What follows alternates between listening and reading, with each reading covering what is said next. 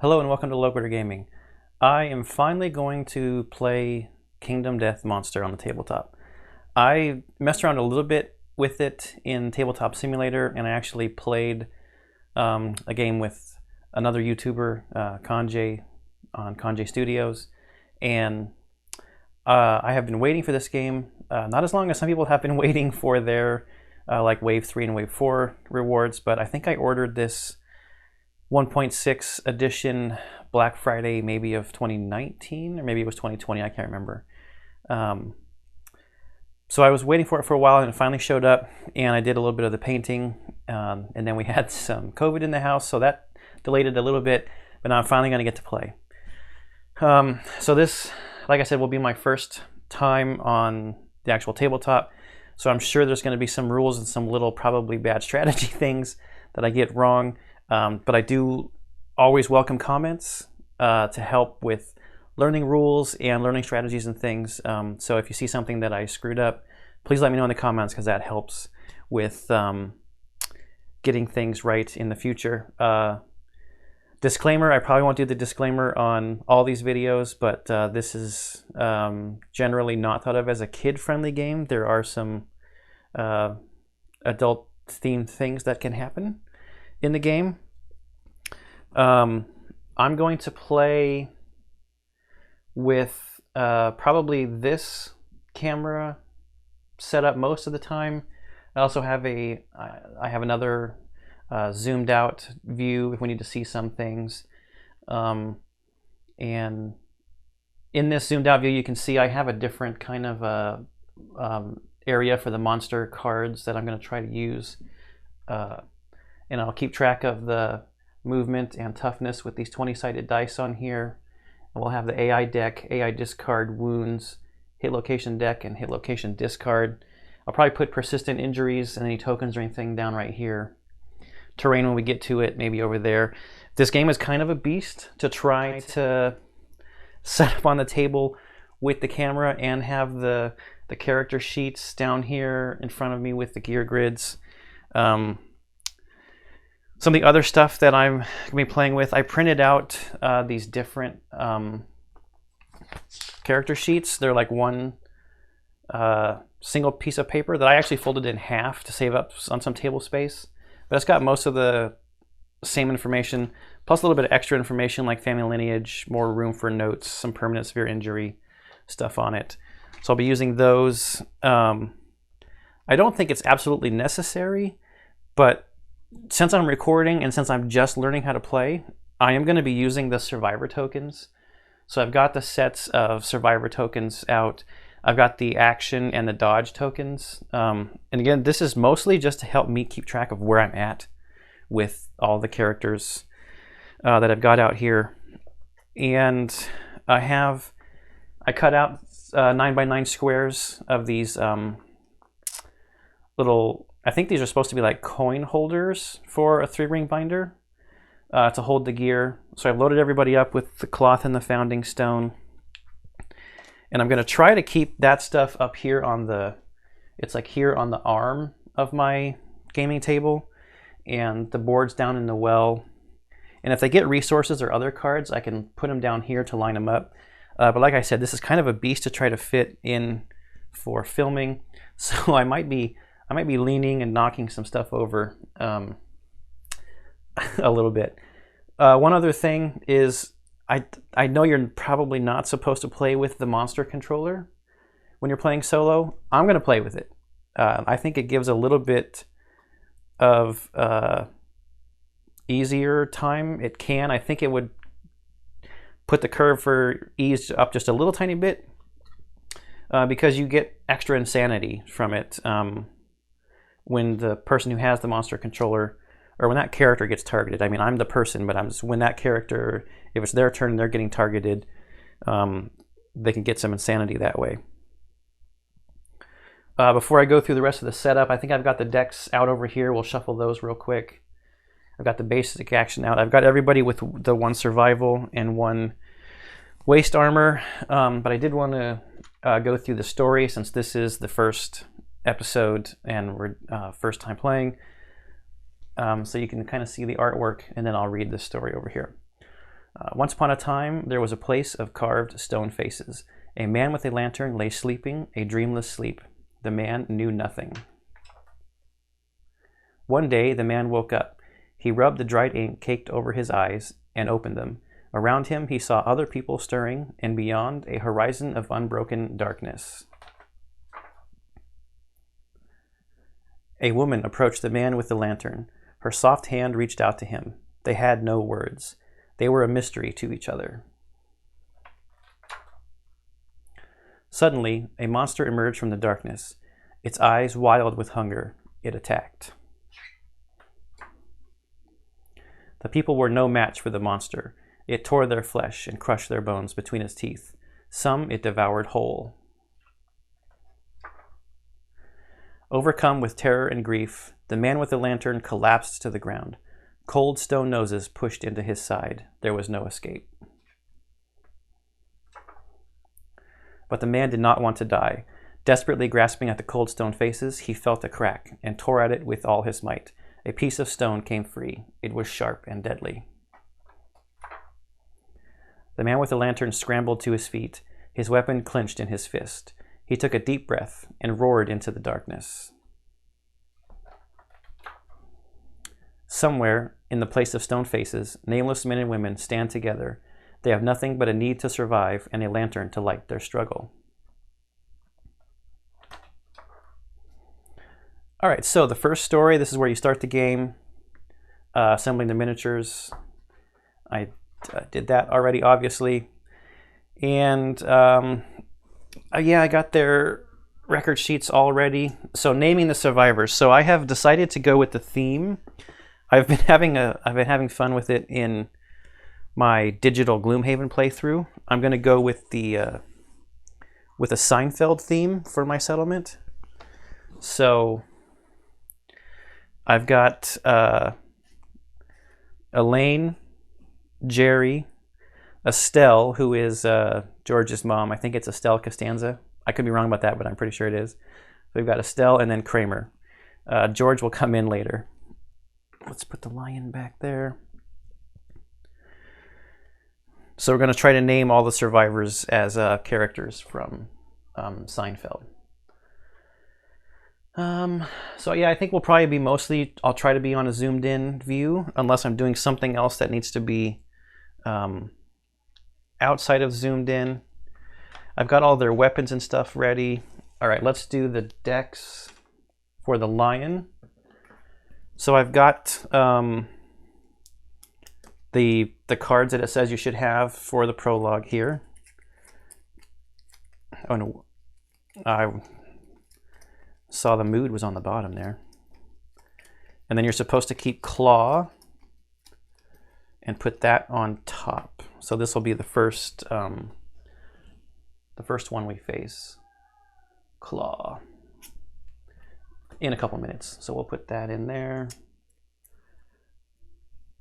Into the AI deck. And then we have to have Strange Hand for the hit location deck on top. Now I've probably watched, I don't know, hundreds of hours of people playing this game. You would have thought that maybe I'd picked up some strategy, but now actually thinking about playing it, I don't think I did. So we'll see. This settlement will probably go horribly wrong, especially with the characters of Seinfeld in charge of it. Okay, so now Strange Hand is going to go on top into our hit location deck area. And I think we're just ready to go. The monster controller, I'm going to have Estelle be the monster controller right here. She's going to be my first person. I'm picking her to be our first tank, and we'll see if that goes horribly wrong. So I think the book just says go ahead and start. We had to start 6 spaces away. 1, 2, 3, 4, 5, 6. And it kind of makes a big diamond pattern around the guy, around the lion. So I think we'll just start, see how it goes. And like I said, if I make any mistakes, please let me know down in the comments. All right, let me zoom in, and we will draw the claw card. So it's closest threat facing in range. They're all the same. So as the monster controller, Estelle can pick herself, so she's going to. And it's going to move and attack. So 1, 2, 3, 4, 5. It has a movement of 6. So it moves up here. And it's going to attack. So this is a speed 2. 2+. She's got no evasion or anything like that. We're just barely starting the game. And that's going to be 2 hits, 7 and a 4.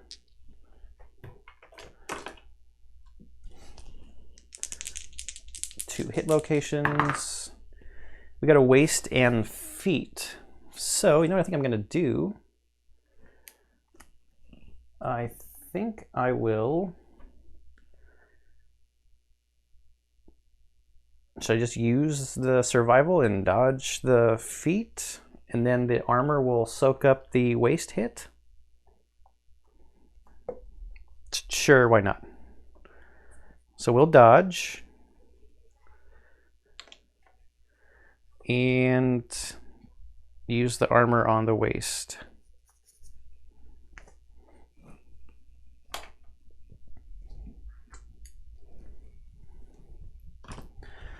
Okay, so now the question is, who do we want to have get this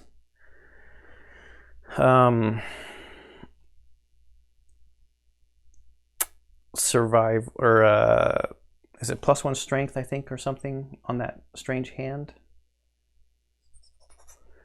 I mean, it's Jerry's thing, so let's just have Jerry be the one who chucks his founding stone. So Jerry's going to go first. Chuck his founding stone. So that's going to get archived. So we have this action on the founding stone card. Spend your action to sling the stone from anywhere on the board. Archive this card for 1 automatic hit that inflicts a critical wound. And then we have to archive it, which means return it to the box. I'm just going to put it over here for now. So we draw that hit location card. We know it's strange hand. I mean, this is like standard opening, right, for the White Lion Prologue. Critical wound. Cancel the reaction on this hit. You hack off the monster's hand. Spend 1 survival to treasure this moment and gain +1 permanent strength. It's a persistent injury. Lost hand. Affects some AI cards. Okay, so we will spend Jerry's survival.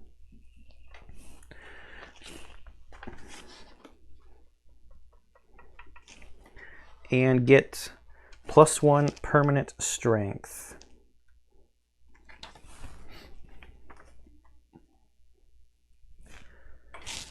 All right, so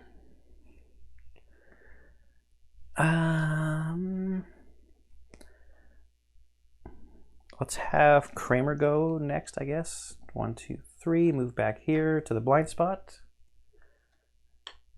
And we will attack with... Do I want to use Fist and Tooth to try to get crits, or do I want to... Oh, you know what I forgot to do? I forgot to move a card into the wound. Forgot to actually do the wound. No, let's... Fist and Tooth is speed 2, 8+, but it's also deadly. Founding Stone is speed... It's also speed 2, 7+. 1 strength, but it's not deadly. Let's use Founding Stone to try to get the... because it has better accuracy. So 7+, that's 1 hit. Draw the hit location card. Beast Paw. This has a failure on it. Perform basic action. Target the attacker. This attack gains +2 damage. Oh boy. Okay, so Founding Stone has 1 strength. This thing has a toughness of 6. We don't have any inherent strength, so that's a 5+ to wound. Okay, we got an 8. So we don't have to worry about the failure.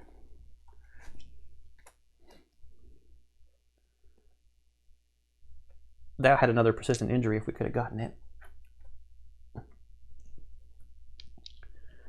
Okay, so that's 2 wounds we've done. That's Kramer finished. So now here's a... Oh, I forgot to take into account the blind spot. I don't think the other number was anywhere close to hitting, though. I think it was a 3. That's okay. Live and learn. So now the question would be, if I go here and the lion turns around to attack, then it could run through 2 people, right? So do I go with Estelle? Then maybe it moves forward, but then still if it turned around and went that way, it'd still be running through 2 people. Let's just chance it. We're gonna go with Elaine here.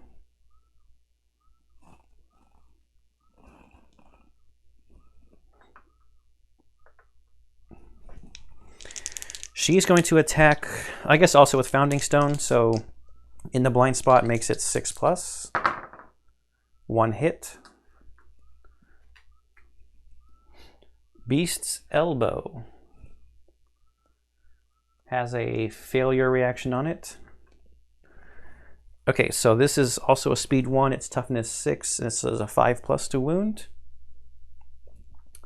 That failure reaction is... we'll move it in a straight line. Ooh, and suffer a grab. That's not good. So it's a 5, and it should be 5+, right? Toughness 6, strength of 1. So we're good. It's a wound. Don't have to worry about the failure. Thank goodness. All right, 3 wounds already. And we still have Estelle to go. I don't know if it matters if she's in front of it or not. I think I will keep her there.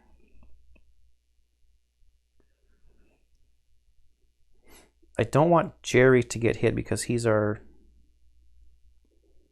guy that's got the extra strength now. Let's just keep her there.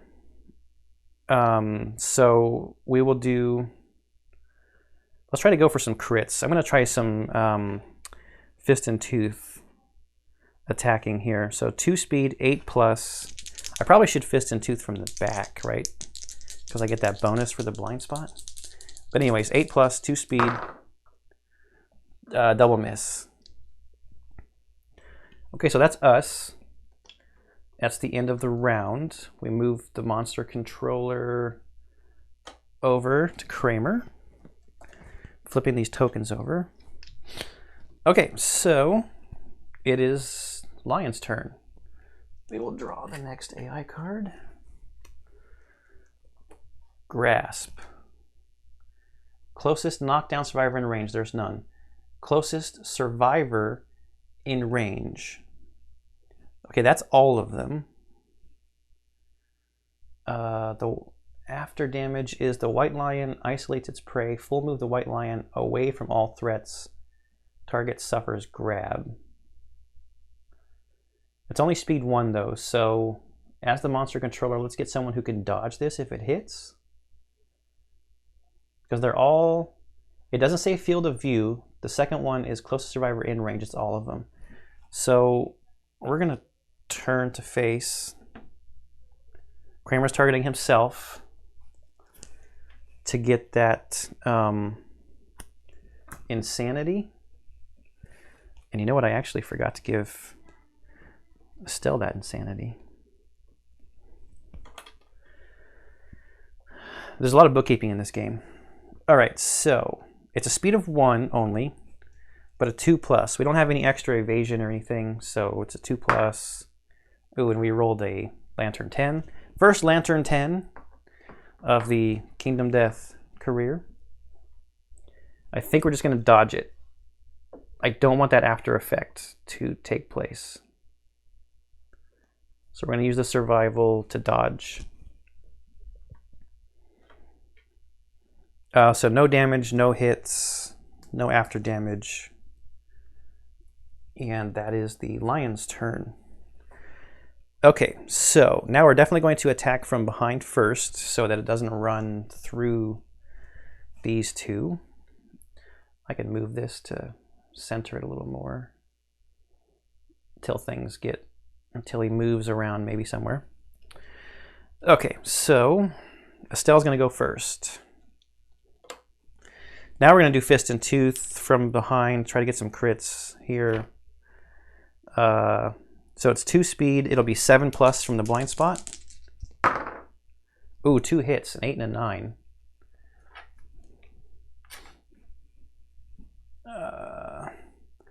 So we got Soft Belly, which I think we'll do first because Beast Flanks has a wound reaction. So I'm going to do Soft Belly first. So this is Fist and Tooth. It has 0 strength. So it's a 6+ to wounds, but a 9 or 10 is a crit. Oh, it's an 8. That was close. So we do wound, so we'll move 1 over. And that's Soft Belly. Done. Now Beast's Flank. Wound. Cats hate this. The monster's very upset. Attacker gains a priority target token. Ugh. Whoopsie. Oh, that was a Lantern 10, but it didn't count. It was a slip. It wasn't a real roll. Same thing here with the toughness 6. We're at 6+ to wounds. Okay, it's a wound, but not a crit. This is going fast. We've done 1, 2, 3, 4, 5 wounds already. We've got 1 AI card that we don't know what it is, and 2 in the discard pile. Okay, but Estelle is going to get the priority target token.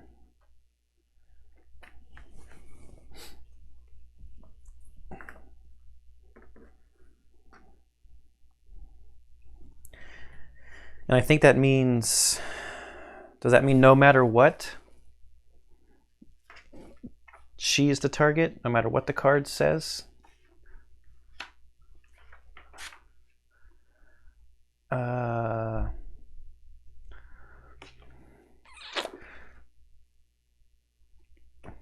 Well, when I get to the monster's turn, I'll throw in a cut and look it up real quick. So you're going to have to watch me look through the rule book. Okay, so let's have Jerry go now. Jerry's got an inherent +1 strength. He's going to go to the blind spot. I guess we could just try to... Well, Jerry does not have a Founding Stone, so he has to use Fist and Tooth. He threw his Founding Stone. So it's 2 speed, 7+ from the blind spot. That's 1 hit on a Lantern 10. Beast's Heal. So there's no reaction on this. Just a critical wound stuff. We're on Fist and Tooth, so he's got 1 inherent strength, so that's 5+ to hit 9 or 10 critical. Ooh, there we go. That strength helped out. 5+. Okay, so that's the AI deck empty. When we need to, we will shuffle. So now I will have Elaine go. She's going to go to the side over here, just in case things go horribly wrong. And she will attack with, I don't know, let's use Founding Stone because it's a little bit easier to hit. So 7+, speed 2. We missed. And then, so Kramer will go over here to this side. Founding Stone again. Speed 2, 7+. 1 hit with a 9. Beast's Chest. So this has a failure reaction. Okay, so Founding Stone is strength 1. So this is 5+ to hit. to wound, sorry. We did not wound, so now we have to do the failure. Full move monster forward in a straight line. Cancel all hits now out of range. Grab any survivors passed over, suffered grab. So I'm glad we moved.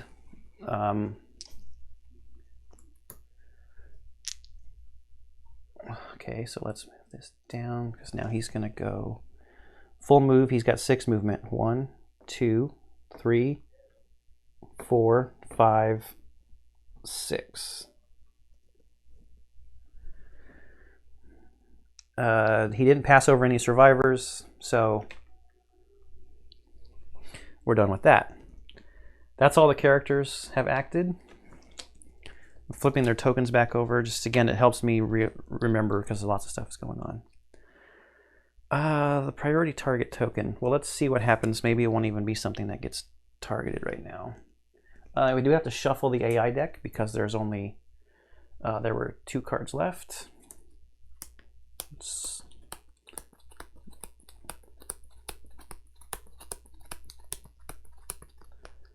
All right, and the card is going to be Claw.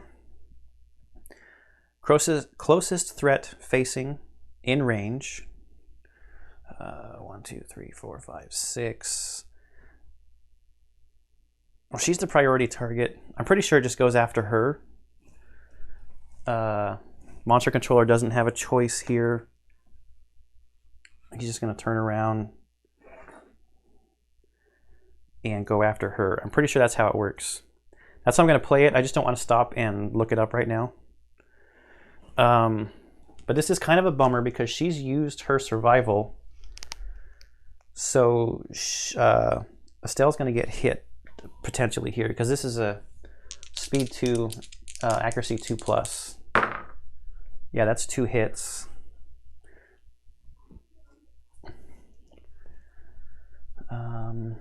It's 1 damage. Let's find our 2 locations. Waist and body. It's only 1 damage, so that's light hits on the waist and the damage for Estelle.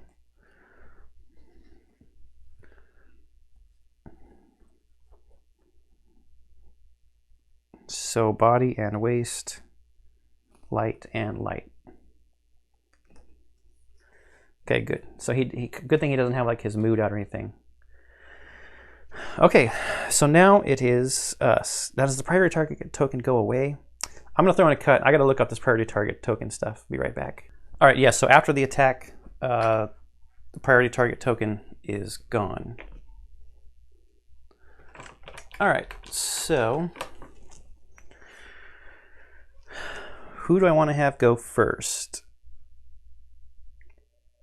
I don't want like this running thing to be weird, like grabbing people potentially. So we'll have Elaine go back to the blind spot. He's only got 2 AR cards plus the 1 extra, so we got to do 3 more damage. So Elaine's going to go. We'll use Founding Stone. Let's just try to hit him here. So it's 6+, speed 2. So that's 1 hit.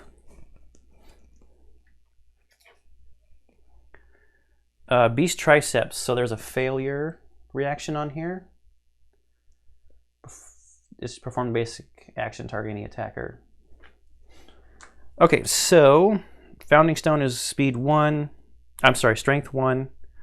Toughness is 5. So this is 5+ to wound. Okay, we got a 7, so that's a wound. Don't have to worry about the failure. All right. So now the only card left is that claw card. I think I'm doing okay with trying not to have multiple people get like attacked. So I think I'm gonna have Kramer go and not go to the blind spot. Although we might be able to just take him out. I'm just gonna go from here. Let's try strategy. I don't know if it's good strategy or not. So Kramer's gonna go. We'll do Founding Stone. It's 7+, speed 2. 1 hit. Beast's Ear. So this has a failure reaction on it. So with Founding Stone, this is 5+ again, and we got an 8. So that was the last AI card. One more wound. This feels very Unkingdom Death-like. We'll have Jerry go. We're going to go to the side over here. We have to use Fist and Tooth because Jerry threw his Founding Stone. So that's speed 2. It's 8+.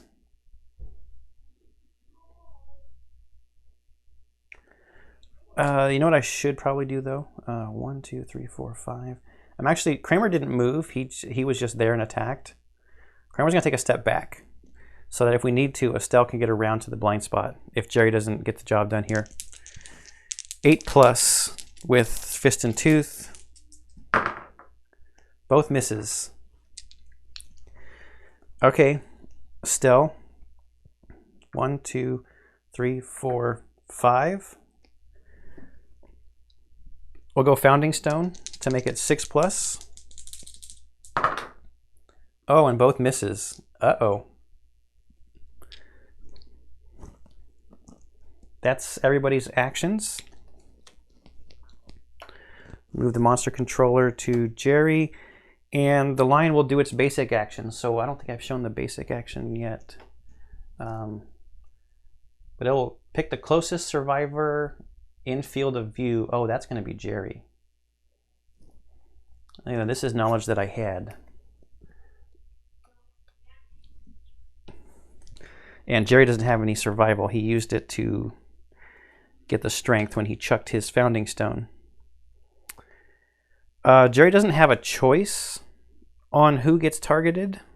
So even though he's monster controller and he's getting targeted, I don't think he gets the +1 insanity. Let me know if I'm wrong on that, but I think because he doesn't have a choice, it's like he's the one who has to get targeted, that it's just he doesn't get the insanity. Okay, so the basic action is speed 2, 2+. Yeah, 2 hits. That was a 7 and an 8. I rolled it over when I moved it. Fortunately, it's only 1 damage. So it's waist and hand, which is good because he has armor in the waist still. And I'll take a light on the arms.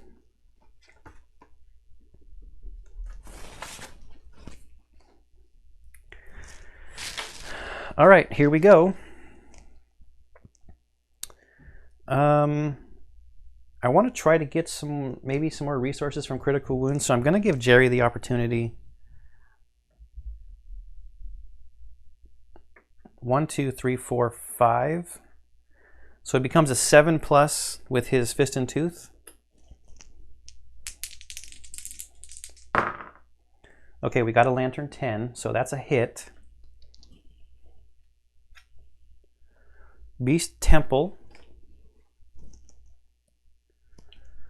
Perform basic action, target the attacker if I fail. But, okay, so now we've got, it's a toughness 6. Fist and Tooth doesn't have any inherent strength, but we've got 1 inherent strength. So that's 5+ to wound, 9 or 10 for crit. Oh, we got another 8. That's twice that we were so close with Fist and Tooth. But that's the last hit. Prologue Lion down. Okay, so what is next? Survivors are victorious. Take out the White Lion resource cards, shuffle them and draw 4, and then take out the basic resource cards, shuffle them and draw 4. Place all the resources on the table face up, and then we would go to the next page to do the settlement. So let me grab the resource decks. I have the lion ones out already. Where is the basic? Here we go. And then I'll probably throw in a cut to set up the stuff for the settlement. I'll get the settlement board out and stuff. Let's go out to here.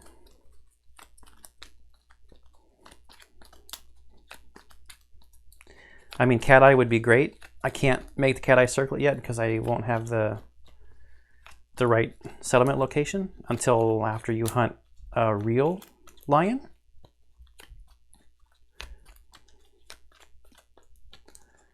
All right, so just go through. We get 4 of these. 1, ooh, perfect organ. 2, perfect hide. Monster hide and love juice. I didn't get a bone.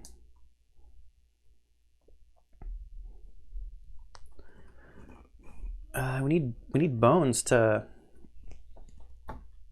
as well as all that stuff to innovate. All right. White lion resources. I also need some bones to make some weapons. How about you? Lion tail. We're getting a lot of hide. Ooh, eye of cat. Shimmering mane. Look at all this hide. And golden whiskers. I didn't get a single bone.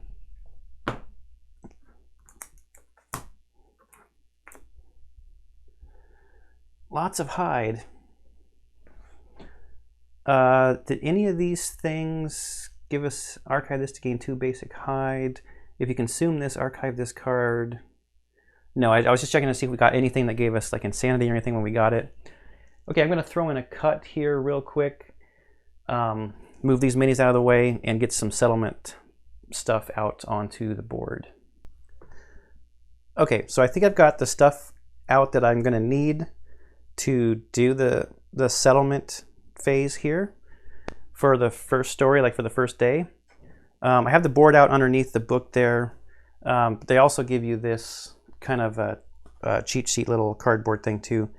So I've got it set up. One of the unique things about the first time though is we had to get out our settlement record sheet and name the settlement.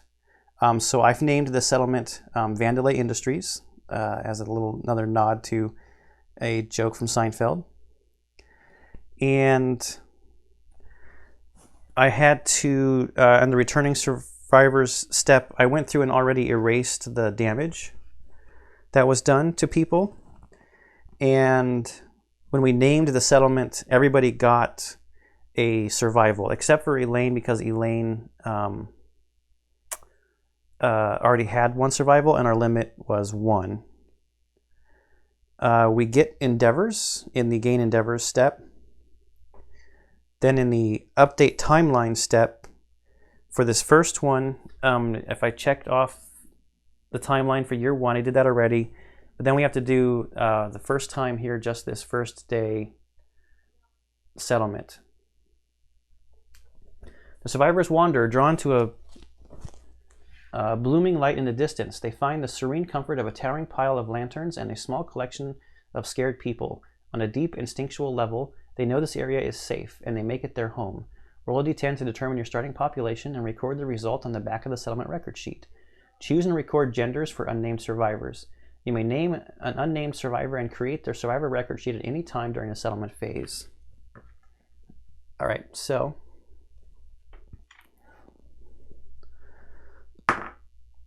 we got a 4. So 4 is 8 unnamed survivors plus the returning survivors. So we will record that we have 12 population. I'll go through and do the naming. I'm going to split the genders probably right down the middle. So 12 population.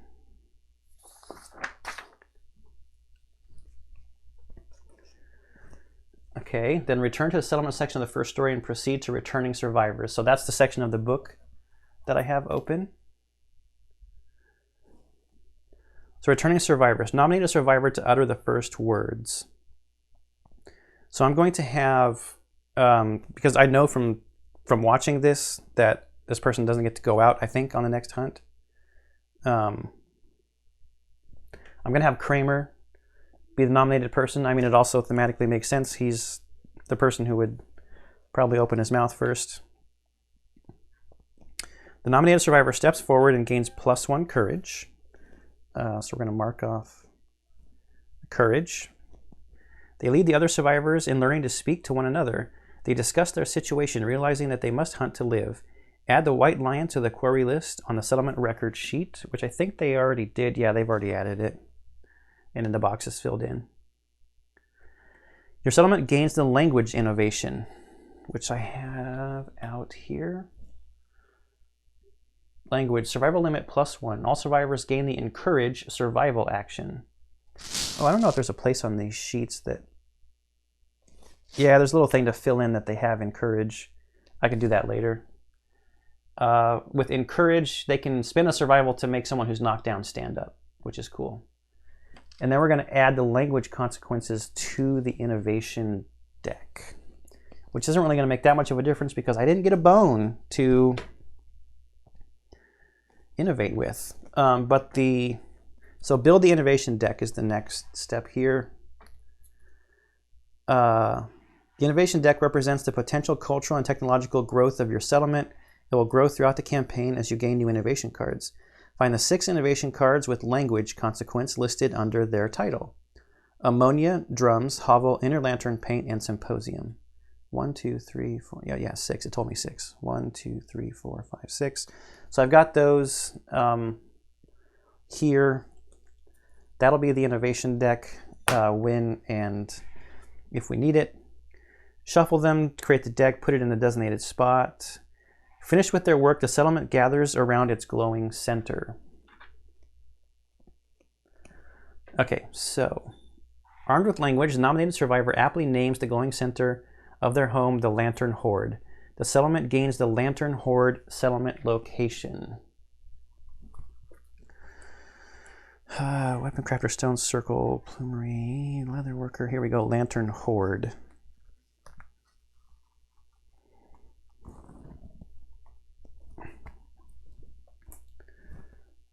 So there's the art for the Lantern Horde. The green screen's not pleased with the green color.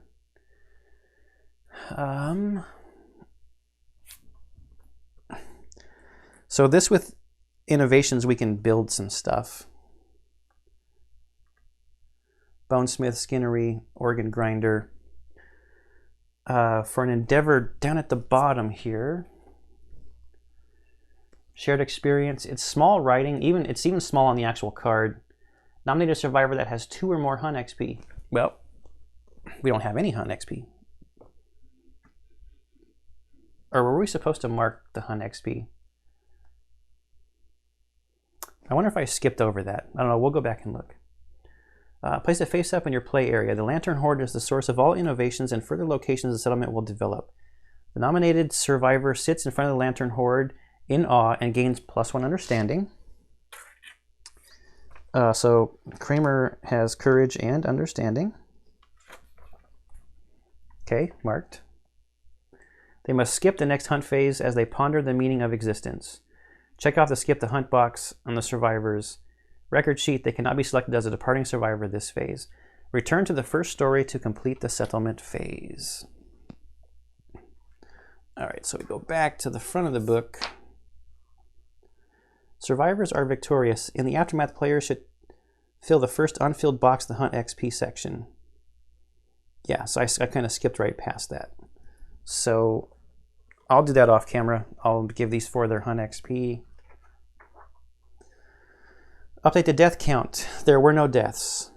Check milestones. The first time the death count is triggered.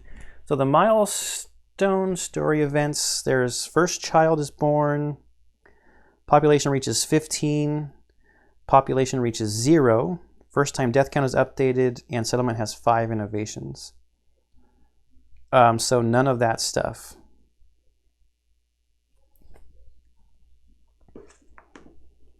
Right, I think that's correct. Check milestones from this step on. Trigger any milestone story events when their conditions are satisfied. Okay, so develop. During this step, the survivors spin their endeavors wherever that endeavor is indicated to build. When the settlement starts out, they can spin their endeavors at the Lantern Horde to build new settlement locations. When an endeavor is spent, reduce the total number of endeavors by 1. If you can, spend 3 endeavors to build the bonesmith, organ grinder, and skinnery settlement locations. If there are fewer than 3 endeavors to start, choose which locations to build. Get these large location cards from the box. Yep. If the settlement has a remaining endeavor, the players choose how to spend it. If they built an organ grinder, a survivor may participate in augury by spending 1 endeavor and following the rules. If this causes a new birth, we get principled new life. They may also spend the remaining endeavor and 3 resources to innovate, which we can't. Draw the top 2 cards in the innovation deck, okay? Then craft gear. New settlement locations allow survivors to spend their resources. And then we would prepare departing survivors. Okay, so this is what I'm going to do. I think I am just going to spend 3 endeavors on the 3 other locations. Just get it done now since we can't even innovate this year. So we're building the bonesmith, organ grinder,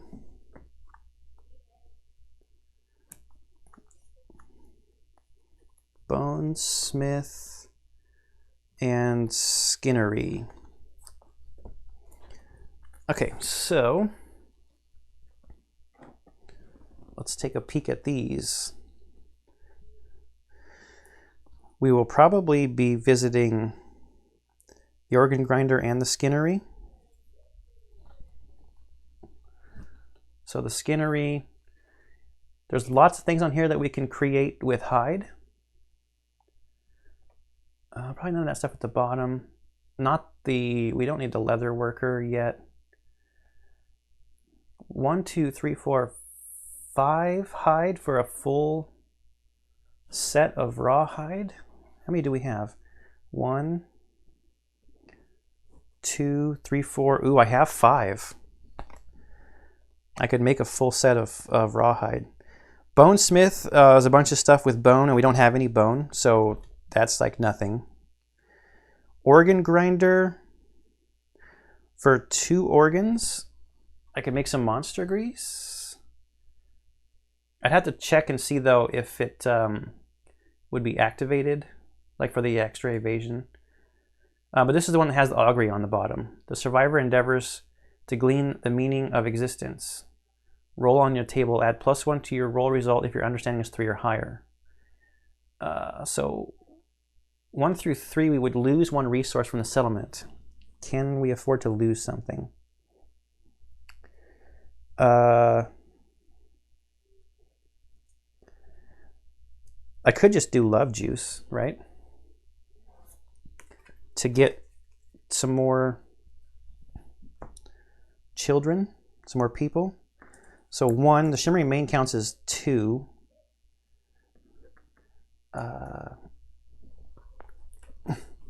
I'm just going to turn it in for 2. Because it says you can archive it to get 2. So 1, 2, 3, 4, 5 hide.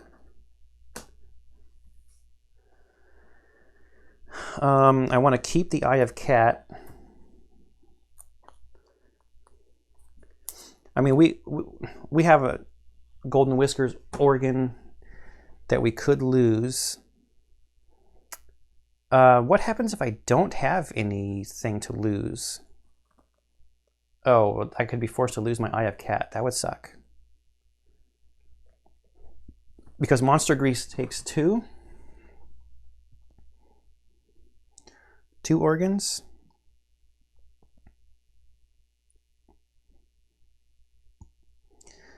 I don't think I have anything that I can like activate Monster Grease with for the extra evasion though.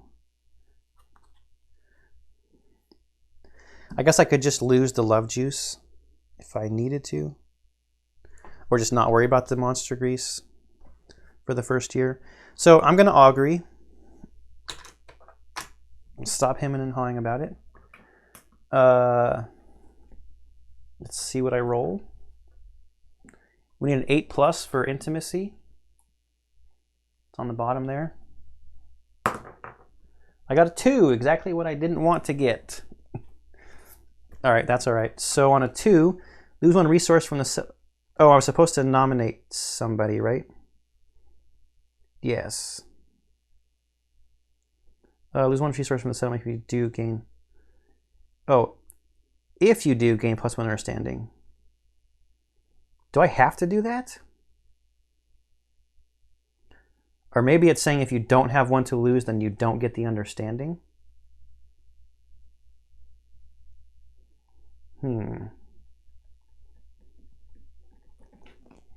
I don't know. Well, I'm going to lose. I think it means that I have to lose it, and if I do, I gain an understanding. But who? Since I didn't actually pick someone, I'm going to go random with these 4 in front of me. A 3 would be Jerry, so Jerry's going to get the understanding, and we're going to lose the golden whiskers.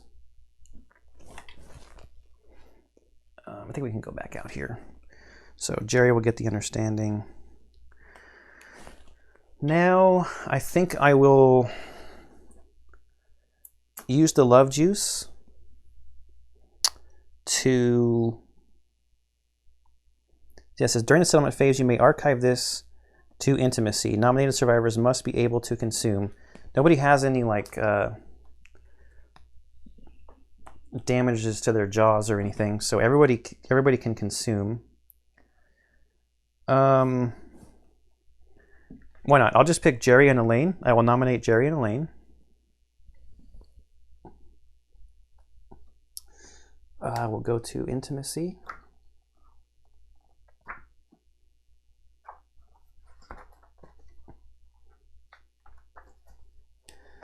Nominate 1 consenting male and 1 consenting female survivor and roll in the intimacy table below. The first time your settlement gives birth to a new survivor, gain +1 population from intimacy.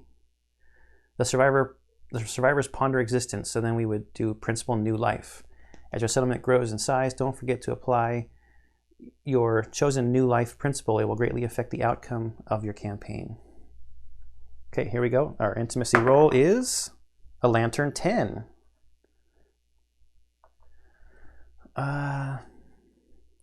The settlement celebrates a twice fortunate event. A pair of healthy newborn survivors enters the world.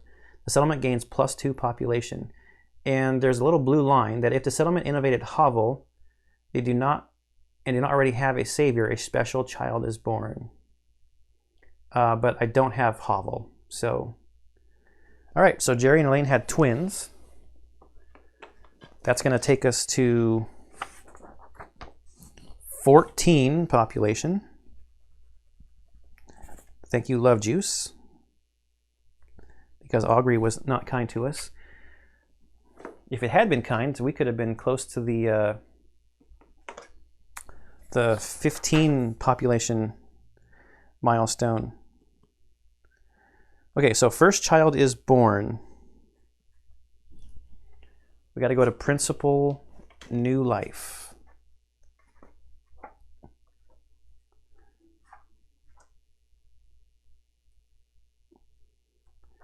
The group must decide how to raise their young. Without mercy is the toys are taken from the children and replaced with a cold stone face shard. Training begins immediately. The settlement gains the new life principle, survival of the fittest. Find and place the card on the settlement board and note it on the settlement record sheet. After adding the card to the settlement, roll a d10.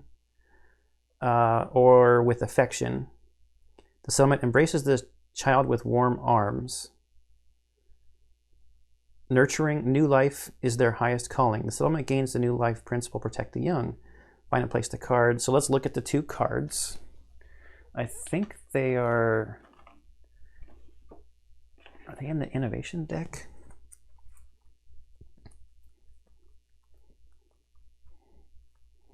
So either protect the young or survival of the fittest.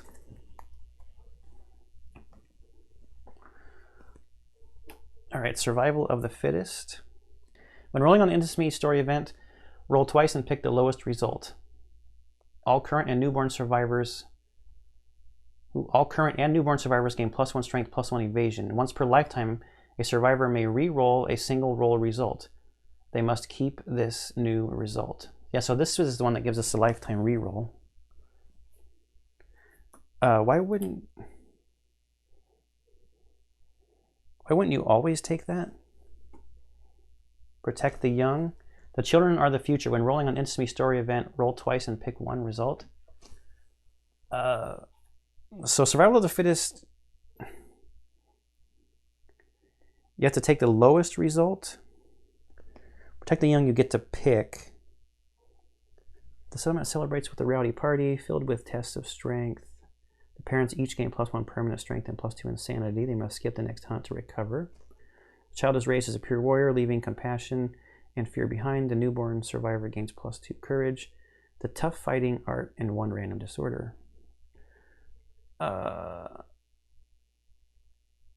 guess with affection one you could get a permanent evasion. Why would you ever take with affection? I don't know. Well, we're gonna take Survival of the Fittest. Like, the reroll just seems too good to not take, right?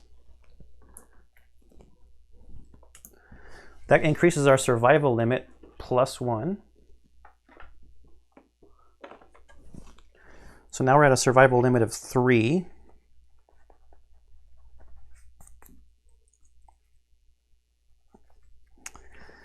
And all current and newborn survivors gain +1 strength, +1 evasion. So we'll have to go through and make sure everybody gets that. We got to roll on the table to see what happens.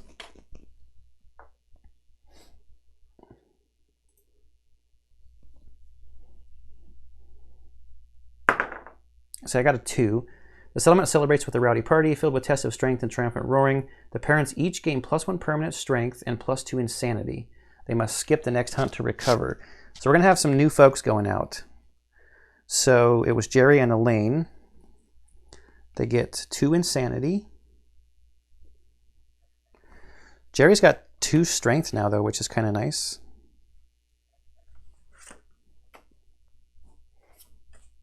Or 2, did I say insanity? I meant 2 strength.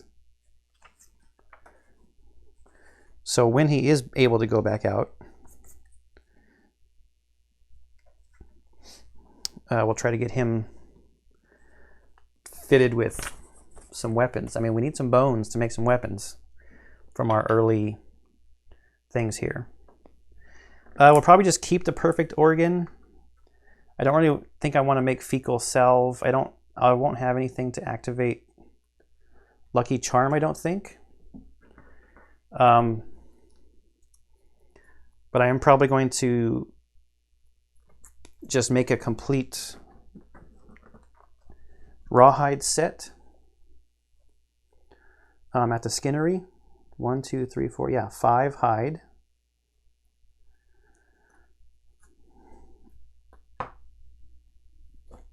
Let's go back to first story. Return to settlement section and continue the develop step. Yep. So craft gear. Then we prepare departing survivors. If you plan to continue, choose a monster from the quarry list. So what I think I'm going to call that the episode. What I'm going to do is make sure that that's the stuff that I want to make, and I'll start the next episode by talking about what I did end up making, what's going in their gear grids, and what I'm going to do with the folks that are coming out for next time. Okay, that's it. That's the first playthrough for me of Kingdom Death Monster on the tabletop. I've really been looking forward to this game. There is a lot of bookkeeping and what some people might call a lot of fiddliness in games, but that's kind of some of the stuff that I like in games and what I kind of like about this. It just seems a little epic. So, okay, let me know in the comments again if I missed anything. I hope you enjoyed this playthrough of Kingdom Death Monster. There's probably going to be a lot of this on the channel because I have a lot of content for this game. And a lot more to come whenever it delivers. All right, like I said, hope you enjoyed this. I hope you enjoy everything I put up on the channel, and I'll see you in the next one.